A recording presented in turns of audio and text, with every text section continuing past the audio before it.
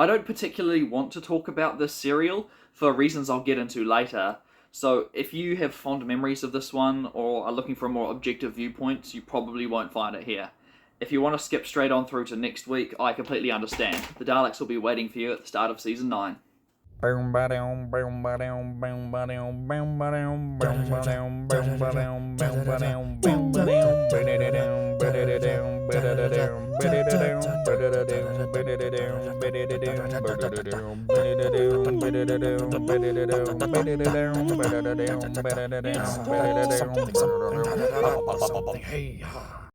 Doctor Who, The Damons, is about Hollywood actor Matt Damon, lead singer and co-creator of Gorillaz, Damon Albarn, this weird alien creature, and the 11th Doctor disguised as a Game of Thrones character, also named Damon.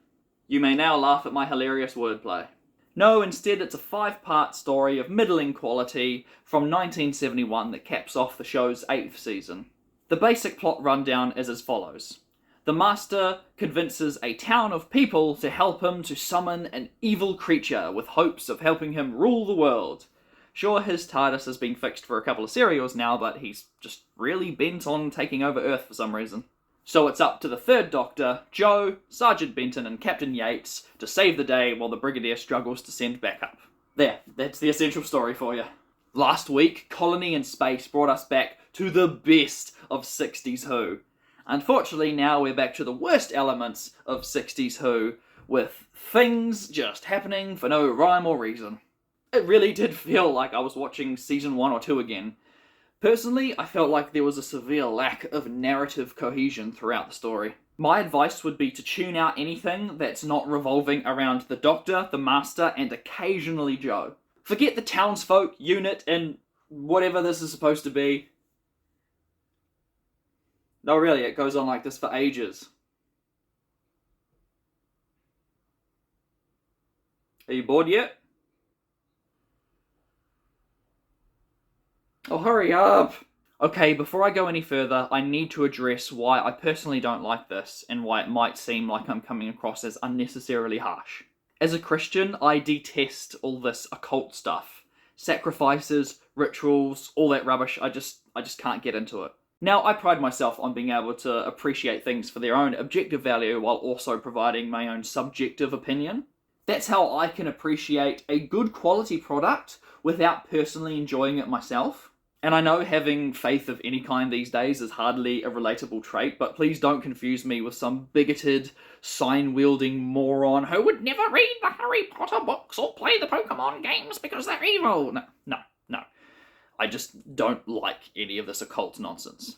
And hey, I made it through 9.5 seasons of the show Supernatural and managed to find enjoyment out of it. Although personally, I really liked the Monster of the Week formula, as opposed to the whole Angels stuff, but that's beside the point. What was the point I was trying to make? Oh yeah, so if it seems like I have a personal bias against this, it's because I do, and I'm willing to own up to that.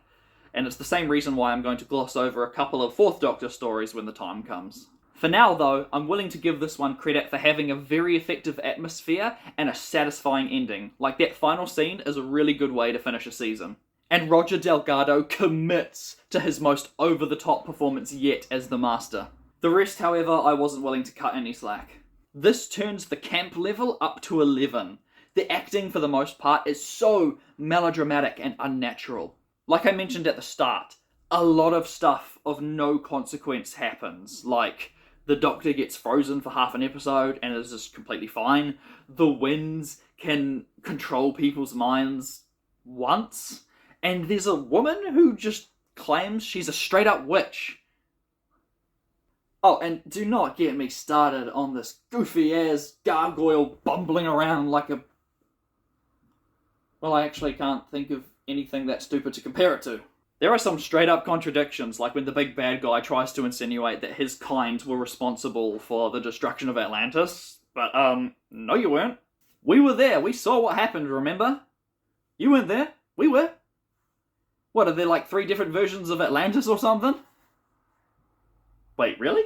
And this out-of-character scene, which I've actually seen before in a Doctor Who meme video, but the Doctor makes an absolute dick out of himself for complaining about the Brigadier, fair enough, but then turning around and chastising Joe for doing the exact same thing, like, ugh, Darn that Brigadier. That's right, darn that Brigadier. Oi, watch your mouth, Joe. He is your superior officer and you will show him some respect. Darn that Brigadier. What a hypocrite. Speaking of Joe, spoiler alert for the ending, but the thing that ultimately saves the day is Joe stepping in front of the Doctor in a display of selflessness, and the big bad creature just can't handle it and explodes. Good writing. Am I getting pity at this point? Well, maybe, but can anybody else explain this? Well, to be fair, they do actually explain it in the story, but it is still a great out-of-context scene, isn't it? Alright, time to wrap this up. Will this serial be remembered for anything noteworthy? Well, there is an introduction of a new unit member called Sergeant Osgood, so I'm guessing that Osgood from the modern series is a direct reference to him. How about quotes? Have we got any memorable one-liners? Where the cock? Ah, no, Doctor, no. Why did you come? Oh, stop, show the cat. What now?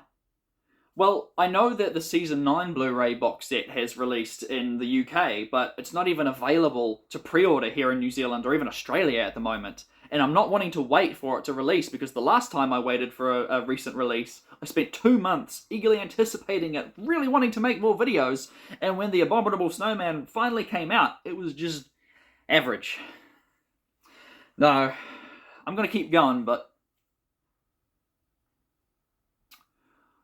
thank you for watching. I think it's time for a change. Honestly, it's about time I did this. Alright, see you on the other side.